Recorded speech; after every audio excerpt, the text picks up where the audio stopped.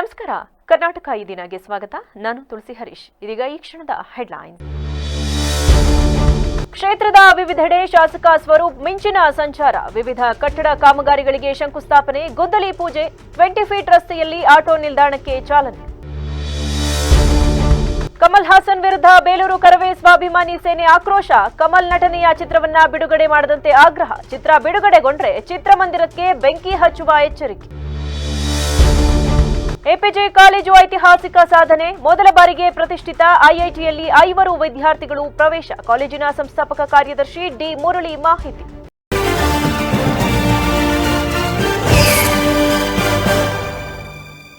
ನಗರದ ವಿವಿಧ ಭಾಗಗಳಿಗಿಂದು ಶಾಸಕ ಸ್ವರೂಪ್ ಭೇಟಿ ನೀಡಿ ವಿವಿಧ ಕಾಮಗಾರಿಗಳಿಗೆ ಚಾಲನೆ ನೀಡಿದರು. ನಗರದ ಟಿಪ್ಪು ನಗರದ ವಾರ್ಡ್ ನಂಬರ್ 21, 22ರಲ್ಲಿ ನೂತನವಾಗಿ ನಿರ್ಮಿಸಿರುವ ಅಂಗನವಾಡಿ ಕೇಂದ್ರಕ್ಕೆ ಶಾಸಕ ಸ್ವರೂಪ್ ಪ್ರಕಾಶ್ ಚಾಲನೆ ನೀಡಿ ಮಾತನಾಡಿ, ಈ ಭಾಗದ ಮಕ್ಕಳಿಗೆ ಅನುಕೂಲವಾಗುವ ನಿಟ್ಟಿನಲ್ಲಿ ನೂತನ ಅಂಗನವಾಡಿ ಕಟ್ಟಡ ನಿರ್ಮಾಣ ಮಾಡಲಾಗಿದ್ದು, ಮಕ್ಕಳು ಇದರ ಸದುಪಯೋಗ ಪಡೆಯುವಂತೆ ಮನವಿ ಮಾಡಿದರು. 21 ಮತ್ತು 22ನೇ ವಾರ್ಡಿನ ಟಿಪ್ಪು ನಗರದಲ್ಲಿ ಚಿಪ್ಪಿನಕಟ್ಟೆ ಅಂಗನವಾಡಿ ಒಂದು ಹೊಸದಾಗಿ ಕಟ್ಟಿರುವಂಥ ಮತ್ತು CDPO ಅವರು ಮತ್ತೆಲ್ಲ ಸಂಬಂಧಪಟ್ಟ ಅಧಿಕಾರಿಗಳು ಮತ್ತೆಲ್ಲ ನಗರಸಭಾ ಅಧ್ಯಕ್ಷರು ಇರ್ಬೋದು ಎಲ್ಲ ಸದಸ್ಯರು ಕೂಡ ಸೇರಿ ಒಂದು 40 ಲಕ್ಷದ ವೆಚ್ಚದಲ್ಲಿ ಒಂದು ಅಂಗನವಾಡಿ ಈ ನಗರ ಭಾಗದಲ್ಲೆಲ್ಲ ಮಕ್ಕಳಿಗೆ ಮತ್ತು ಅನುಕೂಲ ಆಗುವಂತೆ ಒಂದು ಲೋಕಾರ್ಪಣೆಯನ್ನು ಮಾಡಿದ್ದೀವಿ.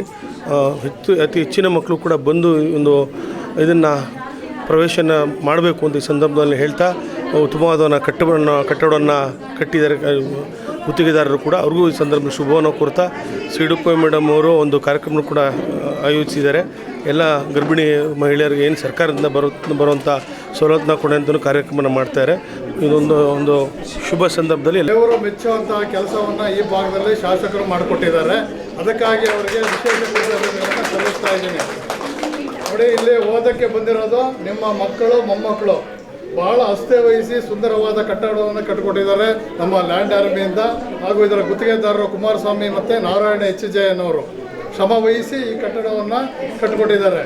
ನೋಡಿ, ಬೇರೆ ಯಾವುದೇ ಬಿಲ್ಡಿಂಗ್ ನೋಡಿ, ಈ ಬಿಲ್ಡಿಂಗಿಗೂ ಹೋಲಿಸಿ ನೋಡಿ, ಇದರ ಎಷ್ಟು ಗುಣಮಟ್ಟ ಚೆನ್ನಾಗಿ ಮಾಡಿದ್ದಾರೆ ಅನ್ನೋದು ಬರುತ್ತೆ. ಅದು ನಿಮ್ಮ ಮಕ್ಕಳ ಓದಿಗಾಗಿ, ನಿಮ್ಮ ಅಭ್ಯುದಯಕ್ಕಾಗಿ, ನಿಮ್ಮ ಶ್ರೇಯಸ್ಸಿಗಾಗಿ ಇದು ಸರ್ಕಾರದ ವತಿಯಿಂದ ಮಾಡಿಸಿರ್ತಕ್ಕಂಥ ಕೆಲಸ.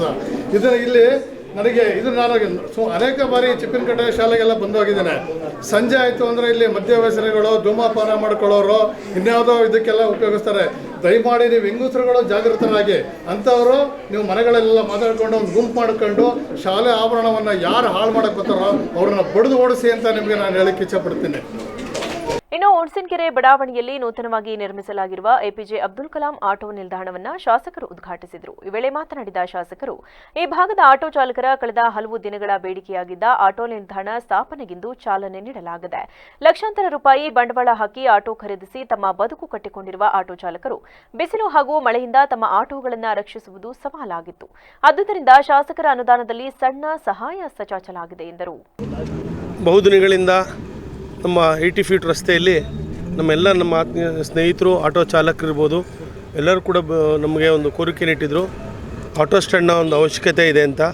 ಈ ಒಂದು ಸಂದರ್ಭದಲ್ಲಿ ಎಲ್ಲ ನಮ್ಮ ಸ್ನೇಹಿತರು, ನಮ್ಮ ಕೌನ್ಸಿಲರ್ ಅಂತ ಬಾಬುಲಾಲ್ ಅವರು, ಆತ್ಮೀಯ ಸ್ನೇಹಿತರು ಮತ್ತು ಕೌನ್ಸಿಲರ್ ಅಂತ ರಫೀಕ್ ಅವರು, ಕಾರ್ಪೊರೇಟ್ರ್ ಆಗಿದ್ದಾರೆ, ಎಲ್ಲ ಕಾರ್ಪೊರೇಟ್ರು ಮತ್ತು ಎಲ್ಲ ನಮ್ಮ ಸ್ನೇಹಿತರು ಸೇರಿ ಒಂದು ಆಟೋ ಸ್ಟ್ಯಾಂಡ್ ಮಾಡೋ ಮುಖಾಂತರ ಒಂದು ಚಾಲನೆ ಕೊಟ್ಟು ಇವತ್ತು ಉದ್ಘಾಟನೆಯನ್ನು ಕೂಡ ಮಾಡಿದ್ದೀವಿ. ಆಟೋ ಚಾಲಕರು ಅವರ ಒಂದು ಇದನ್ನು ಉಪಯೋಗನ ಪಡ್ಕೋಬೇಕು ಮತ್ತು ಎಲ್ಲ ಸಾರ್ವಜನಿಕರು ಕೂಡ ಒಂದು ಉಪಯೋಗನ ಪಡ್ಕೋಬೇಕು ಅಂತ ಹೇಳೋ ಮುಖಾಂತರ ಈ ವೇಳೆ ವಾರ್ಡ್ ಸದಸ್ಯರು, ಧಾರ್ಮಿಕ ಮುಖಂಡರು ಹಾಗೂ ಆಟೋ ಚಾಲಕರ ಸಂಘದ ಪದಾಧಿಕಾರಿಗಳು ಹಾಜರಿದ್ದರು. ನಂತರ ಕೋಪಾ ಮಸೀದಿ ಮತ್ತು ಸಮುದಾಯ ಭವನದಲ್ಲಿ ಆಯೋಜಿಸಲಾಗಿದ್ದ ಸಭೆಯಲ್ಲಿ ಭಾಗವಹಿಸಿ ಬಡ ಹಾಗೂ ವಿದ್ಯಾಭ್ಯಾಸಕ್ಕೆಂದು ಬರುವ ಮಕ್ಕಳಿಗೆ ಅನುಕೂಲವಾಗುವ ನಿಟ್ಟಿನಲ್ಲಿ ನಿರ್ಮಿಸುತ್ತಿರುವ ಕೊಠಡಿಗಳಿಗೆ ಗುದ್ದಲಿ ಪೂಜೆ ನೆರವೇರಿಸಿರುವುದಾಗಿ ತಿಳಿಸಿದರು. 3ನೇ ಅಂತಸ್ತಿನಲ್ಲಿ ಏನು ಎಲ್ಲ ಸಂಘದವರು, ಸಮುದಾಯದ ಎಲ್ಲ ಸಂಘದವರು ಮತ್ತು ಹಿರಿಯರು ಎಲ್ಲರೂ ಕೂಡ ಸೇರಿ, ಗುರುಗಳು ಎಲ್ಲ ಸೇರಿ ಇವತ್ತು ಏನು ರೂಮ್ಗಳನ್ನ ಕಟ್ಟಿಸೋ ಮುಖಾಂತರ ಬಡ ಮಕ್ಕಳಿಗೆ ಓದಲಿಕ್ಕೆ ಬರೋವಂಥವ್ರಿಗೆ ರೂಮ್ಗಳನ್ನ ಕಟ್ಟಿಸೋ ಮುಖಾಂತರ ತಾವು ಏನು ಒಂದು ಇದನ್ನು ಮಾಡ್ಕೊಂಬರ್ತಾರೆ. ಆ ನಿಟ್ಟಿನಲ್ಲಿ ನನ್ನ ಒಂದು ಸಹಕಾರ ಬೇಕು ಅಂತ ಬಹುದಿನಗಳಿಂದ ಕೇಳ್ತಾಯಿದ್ರು. ಇವತ್ತು ಕಾಲ ಈಡೇರಿ ಬಂದಿದೆ. ನಮ್ಮೆಲ್ಲ ಹಿರಿಯರು ಸೇರಿ ಇವತ್ತು ಗುದ್ದಲಿ ಪೂಜೆ ಮಾಡೋ ಮುಖಾಂತರ ನನ್ನ ಶಾಸಕರ ನಿಧಿಯಿಂದನೂ ಕೂಡ ಸೇರಿ ಇವತ್ತು ಕಟ್ಟಡಗಳನ್ನ ನಿರ್ಮಾಣ ಮಾಡಲಿಕ್ಕೆ ಮುಂದೆ ಬಂದಿದ್ದೇವೆ. ಭಗವಂತನ ಆಶೀರ್ವಾದದಿಂದ ಎಲ್ಲದೂ ಕೂಡ ಶೀಘ್ರದಲ್ಲೇ ಮುಗಿಸಿ ಎಲ್ಲ ನಮ್ಮ ಕುಬಾ ಮಸೀದಿಯವರಿಗೆ ಅದನ್ನು ಹಸ್ತಾಂತರ ಮಾಡೋ ಮುಖಾಂತರ ಎಲ್ಲ ನಮ್ಮ ಸಮುದಾಯದ ಬಡ ಮಕ್ಕಳಿಗೆ ಅನುಕೂಲ ಆಗಲಿ ಅಂತ ಒಂದು ಕೆಲಸನ ಮಾಡ್ತಾಯಿದ್ದಾರೆ. ಭಗವಂತ ಎಲ್ಲರೂ ಕೂಡ ಒಳ್ಳೇದು ಮಾಡಲಿ ಅಂತ ಸಂದರ್ಭ ಪ್ರಾರ್ಥಿಸ್ತಾ ಶೀಘ್ರದಲ್ಲೇ. ಇನ್ನು ಇದೇ ವೇಳೆ ನಗರದ ವಿಶ್ವನಾಥ ನಗರ ಸರ್ಕಾರಿ ಉರ್ದು ಕಿರಿಯ ಪ್ರಾಥಮಿಕ ಶಾಲಾ ಕಟ್ಟಡ ಭಾರೀ ಮಳೆಗೆ ಕುಸಿದ ಹಿನ್ನೆಲೆ ಸ್ಥಳಕ್ಕೆ ಶಾಸಕರು ಭೇಟಿ ನೀಡಿ ಪರಿಶೀಲಿಸಿ ಶೀಘ್ರ ದುರಸ್ತಿಯ ಬಗ್ಗೆ ಭರವಸೆ ನೀಡಿದರು. ಅದೇ ರೀತಿ ಇವತ್ತು ನಮ್ಮ ಅಂಬೇಡ್ಕರ್ ನಗರದಲ್ಲಿ ಅಂಗನವಾಡಿ ಶಾಲೆ ಬಿದೋಗಿದೆ ಅಂತ, ಉರ್ದು ಶಾಲೆ ಬಿದೋಗಿದೆ ಅಂತ ಹೇಳಿದರೆ ಅದು ಕೂಡ ಈಗ ಒಂದು ವೀಕ್ಷಣೆ ಮಾಡಿ ಅದನ್ನು ಕೂಡ ಶೀಘ್ರದಲ್ಲೇ ಅದನ್ನು ದುರಸ್ಥಿತಿ ಮಾಡುವಂಥ ಕೆಲಸನ ಮಾಡ್ತೀವಿ ಅಂತ ಹೇಳಿ ಮತ್ತೊಮ್ಮೆ ಏನೇ ಕೆಲಸ ಕಾರ್ಯಗಳಿದ್ರೂ ಕೂಡ ಹಂತವಾಗಿ ಮಾಡೋಣ ಅಂತ ಈ ಸಂದರ್ಭದಲ್ಲಿ ಹೇಳ್ತಾ, ಕನ್ನಡದ ಬಗ್ಗೆ ವಿವಾದದ ಹೇಳಿಕೆ ನೀಡಿದ ತಮಿಳು ಚಿತ್ರರಂಗದ ನಟ ಕಮಲ್ ಹಾಸನ್ ವಿರುದ್ಧ ಬೇಲೂರು ತಾಲೂಕು ಕರವೇ ಸ್ವಾಭಿಮಾನಿ ಸೇನೆ ಪಟ್ಟಣದ ಬಸವೇಶ್ವರ ವೃತ್ತದಲ್ಲಿ ಪ್ರತಿಭಟನೆ ನಡೆಸಿ ತಮ್ಮ ಆಕ್ರೋಶವನ್ನು ವ್ಯಕ್ತಪಡಿಸಿದರು. ಪ್ರತಿಭಟನೆಯನ್ನ ಉದ್ದೇಶಿಸಿ ಮಾತನಾಡಿದ ಬೇಲೂರು ತಾಲೂಕು ಕರವೇ ಸ್ವಾಭಿಮಾನ ಸೇನೆ ಘಟಕದ ಅಧ್ಯಕ್ಷ ಚಂದ್ರಶೇಖರ್, ಅತ್ಯಂತ ಪ್ರಾಚೀನ ಲಿಪಿಯನ್ನ ಹೊಂದಿರುವ ಕನ್ನಡಕ್ಕೆ ಈಗಾಗಲೇ ಶಾಸ್ತ್ರೀಯ ಸ್ಥಾನಮಾನ ಬಂದಿದೆ. ಇದಕ್ಕೆ ಕಾರಣ ಸಾವಿರಾರು ವರ್ಷದ ಗತಭಾಷೆ ಎಂಬ ಲಿಖಿತ ಶಾಸನ ಬೇಲೂರು ತಾಲೂಕಿನ ಹಲ್ಮಿಡಿ ಗ್ರಾಮದಲ್ಲಿ ಲಭ್ಯವಾಗಿದೆ. ಆದರೆ ಒಬ್ಬ ತಮಿಳು ನಟ ತನ್ನ ಚಿತ್ರವನ್ನ ಅನಾವರಣ ಮಾಡುವ ಸಂದರ್ಭದಲ್ಲಿ ಕನ್ನಡ ಭಾಷೆ ತಮಿಳಿನಲ್ಲಿ ಹುಟ್ಟಿದೆ ಎಂಬ ವಿವಾದಾತ್ಮಕ ಹೇಳಿಕೆಯನ್ನ ನೀಡಿ 7 ಕೋಟಿ ಕನ್ನಡಿಗರ ಸ್ವಾಭಿಮಾನಕ್ಕೆ ಧಕ್ಕೆ ತಂದಿದ್ದಾನೆ. ಆದ್ದರಿಂದ ಯಾವ ಕಾರಣಕ್ಕೂ ಆತನ ನಟನೆಯ ಚಿತ್ರಣವನ್ನ ಬಿಡುಗಡೆ ಮಾಡಬಾರದು ಎಂದು ಎಚ್ಚರಿಕೆ ನೀಡಿದರು. ಕನ್ನಡ ವಿರೋಧಿ ಅವರಿಗೆ ನಮ್ಮ ಕನ್ನಡ ಸಂಸ್ಕೃತಿನೇ ಗೊತ್ತಿಲ್ಲ, ಆ ರೀತಿ ಅವನು ಮಾತಾಡಬಾರ್ದಿತ್ತು. ಅವ್ನಿಗೆ ಏನು ಗೊತ್ತಿದೆ, ಅವನಿಗೆ ಅವ್ನು ತಮಿಳು ತಮಿಳು ಸಹ ತೆಗೆದುಹಾಕ್ಬಿಡ್ತೇವೆ. ಅವನು ಪಿಕ್ಚರ್ಗಳು ನಮ್ಮ ಕರ್ನಾಟಕದಲ್ಲಿ ಯಾವ್ಯಾವ ಪಿಕ್ಚರ್ ಓಡಾಡಬಾರ್ದು. ಅವ್ನು ಯಾರಾದರೂ ಫಿಲಮ್ ಹಾಕಿದ್ರೆ ಮುದ್ದು ಬೆಂಕಿ ಹಾಕ್ತೀವಿ ನಾವು, ಅದಕ್ಕೆ ಥಿಯೇಟ್ರ್ ಒಳಗೆ ಬೆಂಕಿ ಹಾಕ್ತೀವಿ. ಅವನಿಗೆ ಏನು ಗೊತ್ತಿದೆ, ಸಂಸ್ಕೃತಿ ಗೊತ್ತಿದೆ. ಅವನಿಗೆ 10 ಜ್ಞಾನಪೀಠ ಪ್ರಶಸ್ತಿ ಬಂದಿದೆ. ಅವನಿಗೆ ಪುರಾತನ ಕಾಲದ ಸಂಸ್ಕೃತಿ ಇದ್ದಿದ್ದು ಕನ್ನಡ. ಅವನಿಗೆ ಏನು ಗೊತ್ತಿದೆ ಅವನಿಗೆ. ನೋಡಿ, ಯಾವ ರಾಜಕೀಯದವರು ಮಾತಾಡ್ತಾರೆ, ಯಾವ ರಾಜ್ಯದವರು ಕನ್ನಡದ ಬಗ್ಗೆ ಮಾತಾಡ್ತಾ ಇಲ್ಲ, ಯಾವ ಫಿಲಮ್ನವರು ಕನ್ನಡದ ಬಗ್ಗೆ ಮಾತಾಡ್ತಾ ಇಲ್ಲ. ಅವ್ರಿಗೆ ಏನು ಗೊತ್ತಿದೆ ಕನ್ನಡ ಗೊತ್ತಿದೆ ಅವರಿಗೆ. ಅವನಿಗೆ ಕನ್ನಡ ಕಾಲು ಇರಬಾರ್ದು, ಕಾಲು ಇಟ್ಟರೆ ಅವ್ನು ಕಾಲೇ ಕಟ್ ಮಾಡಿಬಿಡ್ತೀವಿ ಅವನಿಗೆ ಅಂತ. ತಾಲೂಕು ಕರವೇ ಸ್ವಾಭಿಮಾನಿ ಸೇನೆ ತಾಲೂಕು ಕಾರ್ಯದರ್ಶಿಯಾಗಿ ಮಂಜುನಾಥ್ ಕಮಲ್ ಹಾಸನ್ನು ಮೊನ್ನೆ ಈ ಒಂದು ವಾರದ ಹಿಂದೆ ತಮಿಳುನಾಡಲ್ಲಿ ಚಲನಚಿತ್ರದ ಪ್ರಮೋಷನ್ನಲ್ಲಿ ತಮಿಳು ಕನ್ನಡದಿಂದ ಹುಟ್ಟಿದ್ದು ಅಂತೇಳಿ ಆಕ್ಷೇಪಣಾ ಹೇಳಿಕೆ ನೀಡಿದ್ದಾರೆ. ಇದು ಖಂಡನೀಯ, ವಿಷಾದನೀಯ. ಹೌದು, ಕಮಲ್ ಹಾಸನ್ ಅವ್ರದ್ದು ಚಲನಚಿತ್ರ ನಮ್ಮ ಕರ್ನಾಟಕದಲ್ಲಿ ಯಾವುದೇ ಚಿತ್ರರಂಗ ಮಂದಿರದಲ್ಲಿ ಬಿಡುಗಡೆ ಹಾಕಿ ನಮ್ಮ ಕರವೇ ಸ್ವಾಭಿಮಾನಿ ಸೇನೆ ಅಡ್ಡಿಪಡಿಸುತ್ತೆ ಮತ್ತು ಚಿತ್ರಮಂದಿರಕ್ಕೆ ಬೆಂಕಿ ಇಡುತ್ತೆ ಅಂತ ಹೇಳಲು ಇಚ್ಛಿಸುತ್ತೆ. ಈ ಸಂದರ್ಭದಲ್ಲಿ ಕರವೇ ಸ್ವಾಭಿಮಾನಿ ಸೇನೆ ತಾಲೂಕು ಪ್ರಧಾನ ಕಾರ್ಯದರ್ಶಿ ಮಂಜುನಾಥ್, ಉಪಾಧ್ಯಕ್ಷ ರುದ್ರೇಶ್, ಗೌರವಾಧ್ಯಕ್ಷ ಧರ್ಮೇಗೌಡ, ಸಂಘಟನಾ ಕಾರ್ಯದರ್ಶಿ ರಂಜಿತಾ ಸೇರಿದಂತೆ ಇತರರಿದ್ದರು. ನಗರದ ಎಪಿಜೆ ಪಿಯು ಕಾಲೇಜಿನ 5 ವಿದ್ಯಾರ್ಥಿಗಳು ರಾಷ್ಟ್ರಮಟ್ಟದ ಎಂಜಿನಿಯರಿಂಗ್ ವಿಭಾಗದ ಜೆಡಬ್ಲ್ಇ ಅಡ್ವಾನ್ಸ್ ಪ್ರವೇಶ ಪರೀಕ್ಷೆಯಲ್ಲಿ ಅತ್ಯುತ್ತಮ ರ್ಯಾಂಕ್ ಪಡೆಯುವ ಮೂಲಕ ಐತಿಹಾಸಿಕ ಸಾಧನೆ ಮಾಡಿದ್ದಾರೆಂದು ಕಾಲೇಜಿನ ಸಂಸ್ಥಾಪಕ ಕಾರ್ಯದರ್ಶಿ ಡಿ ಮುರಳಿ ತಿಳಿಸಿದರು. ಹಾಸನದಲ್ಲಿಂದು ಪತ್ರಿಕಾಗೋಷ್ಠಿಯಲ್ಲಿ ಈ ವಿಷಯ ಹಂಚಿಕೊಂಡ ಅವರು, ಹಾಸನ ನಗರ ಹಾಗೂ ಜಿಲ್ಲೆಯಲ್ಲಿಯೇ ಪ್ರಪ್ರಥಮ ಬಾರಿಗೆ ನಮ್ಮೂರಿನ ವಿದ್ಯಾರ್ಥಿಗಳು ಪ್ರತಿಷ್ಠಿತ ಐಐಟಿ ಪ್ರವೇಶ ಪಡೆದ ಖ್ಯಾತಿಗೆ ಭಾಜನರಾಗಿದ್ದಾರೆ. ಕಳೆದ ಏಪ್ರಿಲ್ನಲ್ಲಿ ಜೆಡಬ್ಲ್ಇ ಅಡ್ವಾನ್ಸ್ ಪ್ರವೇಶ ಪರೀಕ್ಷೆ ನಡೆದು ಈಗ ಪ್ರಕಟಗೊಂಡಿದ್ದು, ಅರಸೀಕೆರೆ ರಸ್ತೆಯ ಬಿ ಕಾಟಿಹಳ್ಳಿಯಲ್ಲಿರುವ ಉನ್ನತ ಶಿಕ್ಷಣ ಸಂಸ್ಥೆಯ ಎಪಿಜೆ ಪಿಯು ಕಾಲೇಜು ಜಿಲ್ಲೆಗೆ ಉತ್ತಮ ಕೊಡುಗೆ ನೀಡಿದೆ. ನಮ್ಮ ಕಾಲೇಜಿನ 5 ಪ್ರತಿಭಾವಂತ ವಿದ್ಯಾರ್ಥಿಗಳು ಅತ್ಯುತ್ತಮ ಶ್ರೇಣಿ ಗಳಿಸಿ ತಮ್ಮ ಕನಸಿನ ಐಐಟಿ ಕಾಲೇಜುಗಳಿಗೆ ಪ್ರವೇಶ ಪಡೆಯಲು ಸಿದ್ಧರಾಗಿದ್ದಾರೆ ಎಂದು ತಿಳಿಸಿದರು. ಸ್ಪರ್ಧಾತ್ಮಕ ಪರೀಕ್ಷೆಗಳಲ್ಲಿ ಒಂದಾದ Indian institute of technology joint entrance examination, so ಇದು ಪ್ರತಿ ಜನವರಿ ಮತ್ತು ಏಪ್ರಿಲ್ ತಿಂಗಳಲ್ಲಿ ನಡೀತಾ ಬಂದಿರುತ್ತೆ. ಅದರಲ್ಲಿ ಮೇನ್ಸ್ ಮತ್ತು ಅಡ್ವಾನ್ಸ್ ಅನ್ನೋ 2 ಎಕ್ಸಾಮ್ಗಳು ಕಂಡಕ್ಟ್ ಮಾಡ್ತಾ ಬರ್ತಾರೆ. ಸೊ ನಮ್ಮ ಕಾಲೇಜಿನ ವಿದ್ಯಾರ್ಥಿಗಳು ಜನವರಿ ಮತ್ತು ಏಪ್ರಿಲಲ್ಲಿ ಬರೆದಂಥ ಮೇನ್ಸ್ ಪರೀಕ್ಷೆಯಲ್ಲಿ 23 ವಿದ್ಯಾರ್ಥಿಗಳು ತೇರ್ಗಡೆ ಹೊಂದು ಮೇ 18ನೇ ತಾರೀಕು ಅಡ್ವಾನ್ಸ್ ಪರೀಕ್ಷೆಗೆ ತೇರ್ಗಡೆ ಆಗಿರ್ತಾರೆ. ಸೊ ಮೇ 18 ಅಡ್ವಾನ್ಸ್ ಪರೀಕ್ಷೆಯಲ್ಲಿ ನಮ್ಮ ಕಾಲೇಜಿನ 5 ವಿದ್ಯಾರ್ಥಿಗಳು ಉತ್ತಮ ರ್ಯಾಂಕ್ನ ಗಳಿಸಿ ಮುಂದೆ ಬರುವಂಥ ಪ್ರತಿಷ್ಠಿತ IIT ಕಾಲೇಜ್ಗಳಿಗೆ ಸೀಟ್ನ ಪಡ್ಕೊಳ್ಳಿಕ್ಕೆ ಅವಕಾಶನ ಪಡೆದಿರೋದು ತುಂಬ ಸಂತಸದ ವಿಷಯ. ಯಾಕೆಂದರೆ ಮೊದಲನೇ ಬಾರಿಗೆ ಹಾಸನಲ್ಲಿ ಕೋಚಿಂಗ್ನ ಪಡೆದು ನಮ್ಮ ಕಾಲೇಜಿನಲ್ಲೇ, ಯಾಕೆಂದರೆ ಹೊರ ಜಿಲ್ಲೆಗಳಿಂದ ಸಾಕಷ್ಟು ಪಡೆದು IITಗೆ ಸೀಟ್ ತೊಗೊಂಡಿದ್ದಾರೆ. ಬಟ್ ಫಸ್ಟ್ ಟೈಮು ನಮ್ಮ ಜಿಲ್ಲೆಯಲ್ಲೇ ಕೋಚಿಂಗ್ ಪಡೆದು ನಮ್ಮ ಜಿಲ್ಲೆಯಿಂದ Indian institute of technology Madras, Kanpur ಅಥವಾ ಡೆಲ್ಲಿ, ಬಾಂಬೆಗೆ ಸೆಲೆಕ್ಟ್ ಆಗ್ತಾ ಇರೋಂಥ ವಿಚಾರನ ಹಂಚ್ಕೊಳ್ಳೋಕ್ಕೆ ನಾನು ಇಲ್ಲಿ ಸಭೆ ಸೇರಿದ್ದೀನಿ. ಈ ಸಭೆಯಲ್ಲಿ ಮೊದಲೇದಾಗಿ ಉನ್ನತ ಶಿಕ್ಷಣ ಸಂಸ್ಥೆಯ ಅಧ್ಯಕ್ಷರಾದ CK ದೇವರಾಜು ಅವರು ಹಾಗೂ ಪತ್ರಿಕಾಗೋಷ್ಠಿಯಲ್ಲಿ ಉನ್ನತ ಶಿಕ್ಷಣ ಸಂಸ್ಥೆ ಅಧ್ಯಕ್ಷರಾದ CK ದೇವರಾಜು ಹಾಗೂ ವಿದ್ಯಾರ್ಥಿಗಳು ಇದ್ದರು. ಶಾಂತಿಗ್ರಾಮ ಹೋಬಳಿಯ ಕಂಚಗನಹಳ್ಳಿಯಲ್ಲಿ ಜೂನ್ 5 ಮತ್ತು 6ರಂದು ಶ್ರೀ ಮಲ್ಲೇಶ್ವರ ಸ್ವಾಮಿ, ಶ್ರೀ ವಿಘ್ನೇಶ್ವರ ಸ್ವಾಮಿ, ಶ್ರೀ ಬಸವೇಶ್ವರ ಸ್ವಾಮಿ ಮತ್ತು ಶ್ರೀ ಪಾರ್ವತಮ್ಮ ದೇವಿಯವರ ಪುನರ್ ಪ್ರತಿಷ್ಠಾಪನಾ ಕಾರ್ಯಕ್ರಮವನ್ನು ಹಮ್ಮಿಕೊಳ್ಳಲಾಗಿದೆ ಎಂದು ದೇವಾಲಯದ ಅರ್ಚಕರಾದ ಜಗದೀಶ್ ತಿಳಿಸಿದರು. ಈ ಬಗ್ಗೆ ಪತ್ರಿಕಾಗೋಷ್ಠಿಯಲ್ಲಿ ಮಾಹಿತಿ ನೀಡಿದ ಅವರು ಜೂನ್ 5ರ ಬೆಳಗ್ಗೆ 7:30ಕ್ಕೆ ಗಂಗಾ ಪೂಜೆಯೊಂದಿಗೆ ಯಾಗಶಾಲಾ ಪ್ರವೇಶ ಪೂಜೆ ಮತ್ತು ದೇವಾಲಯ ಪ್ರವೇಶ ಮಾಡಲಾಗುವುದು. ಅಂದು ಕಳಸ ಪ್ರತಿಷ್ಠಾಪನಾ ಕಾರ್ಯಕ್ರಮದಲ್ಲಿ ಆದಿಚುಂಚನಗಿರಿ ಶಾಖಾ ಮಠದ ಶ್ರೀ ಶಂಭುನಾಥ ಸ್ವಾಮಿಗಳು ಭಾಗವಹಿಸಲಿದ್ದು ಉದ್ಘಾಟನೆಯನ್ನು ಸಂಸದ ಶ್ರೇಯಸ್ ಹಾಗೂ ಮಾಜಿ ಸಚಿವ ಎಚ್.ಡಿ. ರೇವಣ್ಣ ನೆರವೇರಿಸುವರು. ಇನ್ನು ಜೂನ್ 6ರ ಶುಕ್ರವಾರ ಬೆಳಗಿನ ಜಾವ ಬ್ರಾಹ್ಮಿ ಮುಹೂರ್ತದಲ್ಲಿ ಶ್ರೀ ಮಲ್ಲೇಶ್ವರ ಸ್ವಾಮಿ ಶಕ್ತಿ ಕಳಶದಿಂದ ಮೂಲಪೀಠಕ್ಕೆ ಶಕ್ತಿ ಆವಾಹನ ಮತ್ತು ಯಷ್ಟೇಶ್ವರ ಮತ್ತು ಶ್ರೀ ಬಸವೇಶ್ವರ ಮತ್ತು ಶ್ರೀ ಪಾರ್ವತಮ್ಮನವರ ನೂತನ ವಿಗ್ರಹ ಪ್ರತಿಷ್ಠಾಪನೆ, ವಿಮಾನ ಕಳಸ ಸ್ಥಾಪನೆ ವಿಗ್ರಹಗಳಿಗೆ ಪಂಚಾಮೃತ ಅಭಿಷೇಕ ಜರುಗಲಿದ್ದು ಭಕ್ತಾದಿಗಳು ಹೆಚ್ಚಿನ ಸಂಖ್ಯೆಯಲ್ಲಿ ಆಗಮಿಸಿ ದೇವರ ಕೃಪೆಗೆ ಪಾತ್ರರಾಗಬೇಕೆಂದು ಮನವಿ ಮಾಡಿದರು. 5ನೇ ತಾರೀಕು ಪೂಜೆ ಕಾರ್ಯಕ್ರಮ ಐತೆ. ಎಲ್ಲ ಭಕ್ತಾದಿಗಳು ಅಲ್ಲಿಗೆ ಬರಬೇಕು ಅಂತ ಕೇಳ್ಕೊಳ್ತೀನಿ. ಮತ್ತು 6ನೇ ತಾರೀಕು ಬೆಳಿಗ್ಗೆ 6 ಗಂಟೆಯಿಂದ ಕುಂಭಾಭಿಷೇಕ. ಮತ್ತು ಇದು ಗೋಪುರದ್ದು ರಾಜಗೋಪುರದ ಕುಂಭಾಭಿಷೇಕ ಐತೆ. ದಾನಿಗಳು ಭಕ್ತಾದಿಗಳು ಶ್ರೀ ಮಲ್ಲೇಶ್ವರ ದೇವಸ್ಥಾನಕ್ಕೆ ಎಲ್ಲವೂ ಬರಬೇಕು ಅಂತ ಬೇಡಿಕೆತೀನಿ. ಮತ್ತು ಸ್ವಾಮೀಜಿ ಹೆಸರು ಶಿವ ಸ್ವಾಮೀಜಿಯವರು ಬಂದು ಗಂಗಾಧರ ಸ್ವಾಮಿ ಕಂಚನಹಳ್ಳಿ ಗ್ರಾಮದಲ್ಲಿ ಹೊಸದಾಗಿ ಮಲ್ಲೇಶ್ವರ ದೇವಸ್ಥಾನ ಜೀರ್ಣೋದ್ಧಾರ ಕಾರ್ಯಕ್ರಮವನ್ನು 5-6 ಇದೇ ತಿಂಗಳು ಇಟ್ಕೊಂಡಿರೋದ್ರಿಂದ ಈ ಕಾರ್ಯಕ್ರಮವನ್ನು ಉದ್ಘಾಟನೆ ಮಾಡೋಕ್ಕೆ ಶಂಭುಲಿಂಗ ಸ್ವಾಮೀಜಿಯವರು ಇವರು ಆಗಮಿಸಲಿದ್ದು ಮತ್ತು ನಮ್ಮ ಹಾಸನ ಜಿಲ್ಲೆಯ ಎಲ್ಲ ರಾಜಕೀಯ ಮುಖಂಡರು ಆಗಮಿಸುತ್ತಿದ್ದಾರೆ.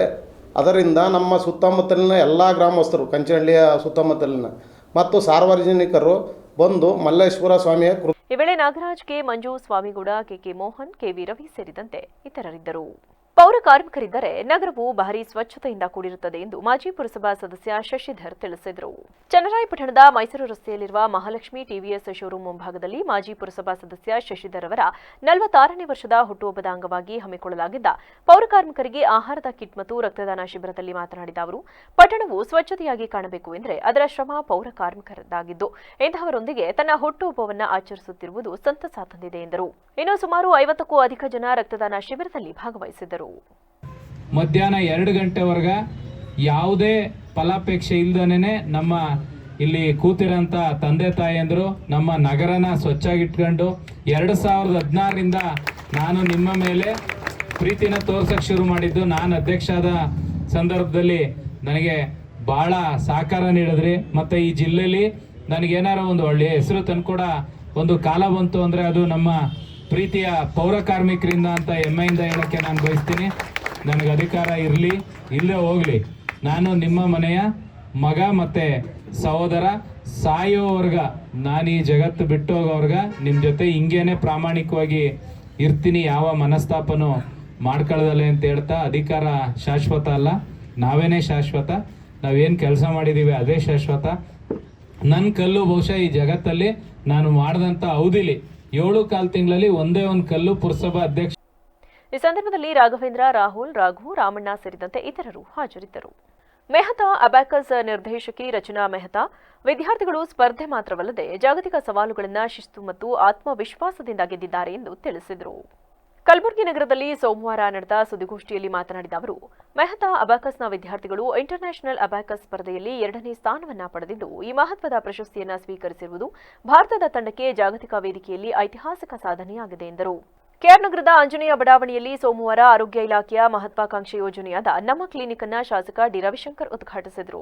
ಈ ವೇಳೆ ಮಾತನಾಡಿದ ಅವರು, ನಗರದ 4ನೇ ವಾರ್ಡ್ನಿಂದ 12ನೇ ವಾರ್ಡ್ವರೆಗೂ ಅಂದಾಜು 15,000 ಜನರು ವಾಸಿಸುತ್ತಿದ್ದು ಇವರ ಆರೋಗ್ಯದ ಹಿತದೃಷ್ಟಿಯಿಂದ ನಮ್ಮ ಕ್ಲಿನಿಕ್ ತೆರೆಯಲಾಗಿದೆ. ಪ್ರತಿನಿತ್ಯ ದೈನಂದಿನ ಜೀವನದಲ್ಲಿ ಒತ್ತಡ ಇರುವುದರಿಂದ ಜನರಿಗೆ ಆರೋಗ್ಯ ಮುಖ್ಯವಾಗಿದ್ದು ತಪಾಸಣೆ ಜೊತೆಗೆ ಯೋಗ ಕೂಡ ಅಗತ್ಯ ಎಂದರು. ನಮ್ಮ ಕ್ಲಿನಿಕ್ ಅನ್ನ ಇವತ್ತು ಪ್ರಾರಂಭವನ್ನ ಮಾಡಿದ್ವಿ.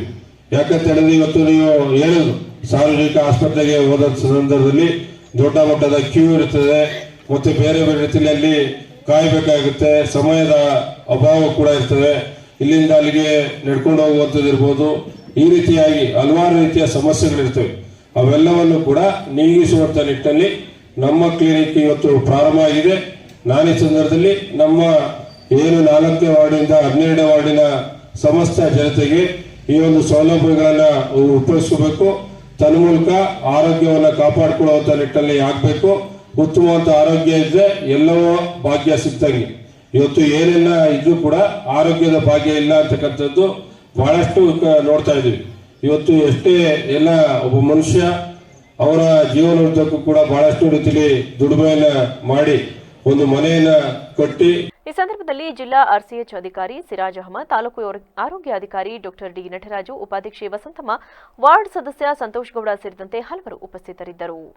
ಫೆಬ್ರವರಿ 16ರಂದು ಕಲಬುರಗಿ ಮಹಾರಾಷ್ಟ್ರ ಗಡಿಯ ಸಾಂಘಿ ಬೆಣ್ಣೆತೋರಿನ ಹಿನ್ನೀರಿನಲ್ಲಿ ಯುವಕನ ಮೃತದೇಹ ಪತ್ತೆಯಾಗಿದ್ದು, ಘಟನೆಗೆ ಸಂಬಂಧಿಸಿದಂತೆ ಇದುವರೆಗೆ 10 ಜನ ಆರೋಪಿಗಳನ್ನು ಬಂಧಿಸಲಾಗಿದೆ ಎಂದು ಕಲಬುರಗಿ ಎಸ್ಪಿ ಅಡೂರು ಶ್ರೀನಿವಾಸಲು ಹೇಳಿಕೆ ನೀಡಿದ್ದಾರೆ.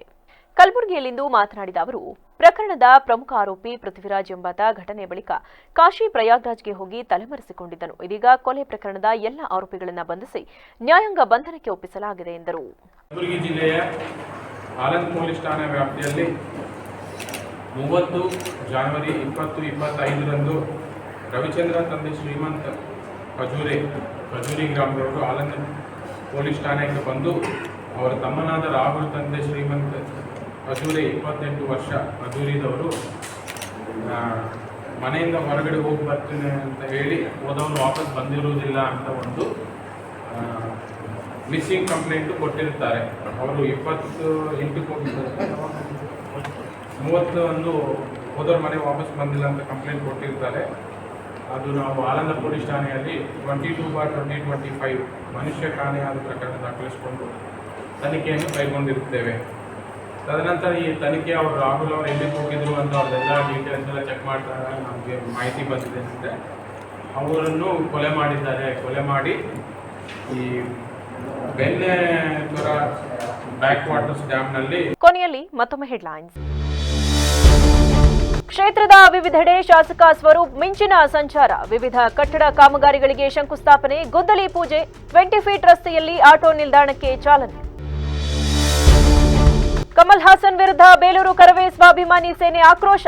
ಕಮಲ್ ನಟನೆಯ ಚಿತ್ರವನ್ನ ಬಿಡುಗಡೆ ಮಾಡದಂತೆ ಆಗ್ರಹ. ಚಿತ್ರ ಬಿಡುಗಡೆಗೊಂಡ್ರೆ ಚಿತ್ರಮಂದಿರಕ್ಕೆ ಬೆಂಕಿ ಹಚ್ಚುವ ಎಚ್ಚರಿಕೆ. ಎಪಿಜೆ ಕಾಲೇಜು ಐತಿಹಾಸಿಕ ಸಾಧನೆ. ಮೊದಲ ಬಾರಿಗೆ ಪ್ರತಿಷ್ಠಿತ ಐಐಟಿಯಲ್ಲಿ 5 ವಿದ್ಯಾರ್ಥಿಗಳು ಪ್ರವೇಶ. ಕಾಲೇಜಿನ ಸಂಸ್ಥಾಪಕ ಕಾರ್ಯದರ್ಶಿ ಡಿ ಮುರಳಿ ಮಾಹಿತಿ.